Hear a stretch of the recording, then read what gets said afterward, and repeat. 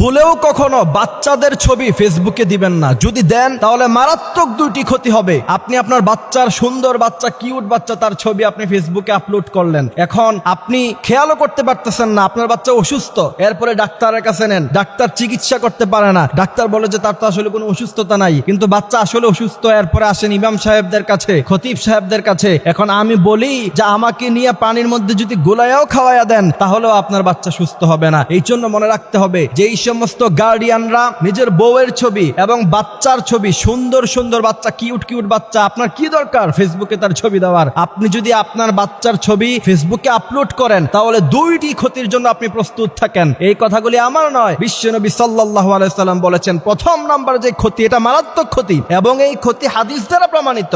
আপনি আপনার বাচ্চার সুন্দর একটা ছবি আপনি ফেসবুকে আপলোড করলেন, এরপরে আপনার পরিচিত মানুষরা ফেসবুকে দেখে সে যদি বদনজর দেয়, আন নজর হাক্কুন, রাসূল করিম সাল্লাল্লাহু আলাইহি সাল্লাম বলেছেন নজর একটা সত্য জিনিস। ফেসবুকে বাচ্চার ছবি আপলোড দেওয়ার পরে কেউ না কেউ বদনজর দিতে পারে, আর আপনার বাচ্চার উপর যদি একজনের বদনজর লেগে যায় তাহলে আপনার বাচ্চার লাইফ শেষ। কারণ বদনজর একটা কঠিন জিনিস। বুখারীর মধ্যে হাদিস এসেছে, আন আবি হুরায়রা রাদিয়াল্লাহু তাআলা আনহু قال قال رسول الله صلى الله عليه وسلم العين حق।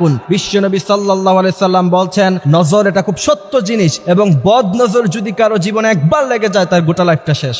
মডার্ন সোসাইটিতে তো এটা একবার কমন ব্যাপার। বাচ্চা খাবার খাইতেছে, বাচ্চা খুব কিউট লাগতেছে, এবার ছবি তুলে ফেসবুকে আপলোড করে দিয়েছেন। বাচ্চা হাঁটতেছে, তার ভিডিও করে ফেসবুকে আপলোড করে দিয়েছেন। নো, কখনো এটা করবেন না। যদি করেন তাহলে একবার যদি কারো বদনজর আপনার বাচ্চার উপরে লেগে যায় তাহলে তার সুন্দর জীবনটাকে আপনি নষ্ট করে দিলেন নিজ হাতে। একজন সচেতন গার্ডিয়ান হিসাবে কখনোই উচিত না আপনার বাচ্চার ছবি আপনি ফেসবুকে আপলোড করবেন। দ্বিতীয় নাম্বার যে ক্ষতি, সেই ক্ষতি হচ্ছে আপনার বাচ্চা তার অস্তিত্ব ছোটবেলা থেকেই সোশ্যাল প্ল্যাটফর্মে থেকে গেল। বিশেষ করে মেয়ে বাচ্চাদের ছবি তো কখনোই কোনোভাবেই ফেসবুকে দেওয়া যাবে না। এরপরে দেখা যায়, আমি বিশেষ করে আমার ফ্রেন্ড লিস্টে এরকম অনেক বাবা মা আছে যাদেরকে দেখি বাচ্চার বয়স 15-16 হয়ে গেছে, বাচ্চাকে বিয়ে দেওয়ার মতো বয়স হয়ে গিয়েছে, এই মেয়ে বাচ্চার ছবি ফেসবুকে আপলোড করে বলে যে আমার কিউট মামুনিটা। তোমাকে কে বলছে? তুমি তোমার বাচ্চাকে, তুমি তোমার মেয়েকে মেয়ের চোখে দেখো ঠিকই, কিন্তু তোমার বন্ধু বান্ধব বা কাজিন যারা আছে তোমার পরিচিত, তারা তো মেয়ের চোখে দেখে না। 15-16 বছরের মেয়ে, একটা যুবতী মেয়ে, তারা তো তোমার বাচ্চাকে কখনোই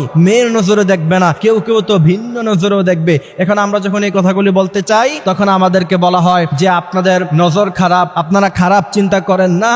বিশ্বনবী সাল্লাল্লাহু আলাইহি ওয়াসাল্লাম যেটা নিষেধ করে গিয়েছেন সেটার মধ্যে কখনো ভালো জিনিস থাকতে পারে না। বিশ্বনবী সাল্লাল্লাহু আলাইহি সাল্লাম বলেছেন একটা বাচ্চা যখন উপযুক্ত বয়স হয়ে যায় তখন তাকে পর্দা করতে হবে। 7 বছর বয়সে বাচ্চাকে নামাজ পড়াতে হবে, 10 বছর বয়সে তাকে নামাজ না পড়লে তাকে পিটাতে হবে। বর্তমান সময়ে বেশিরভাগ মেয়েরা 10 বছরে বালাগা হয়ে যায়। আপনি তাকে 15 বছর তার বয়স, তার ছবি ফেসবুকে দিয়ে আপনি কখনোই এই কথা বলতে পারেন না যে তার উপর কেউ খারাপ নজর দিবে না। সুতরাং এই বিষয়গুলি খেয়াল রাখতে হবে। আল্লাহ সুবহানাহু ওয়া তাআলা আমাদেরকে এই কথাগুলি বুঝার, মানার তৌফিক দান করুক। আমিন।